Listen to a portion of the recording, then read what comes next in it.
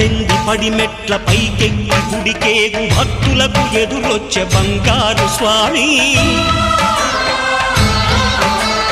ఇరుముడులు స్పృశించి శుభమనుచు దీవించి జన బృందముల చేరే జగమేలు స్వామి తన భక్తులనరిల్చు తప్పులకు తడబడి ఒక పక్క ఒరిగెన ఓంకారమూర్తి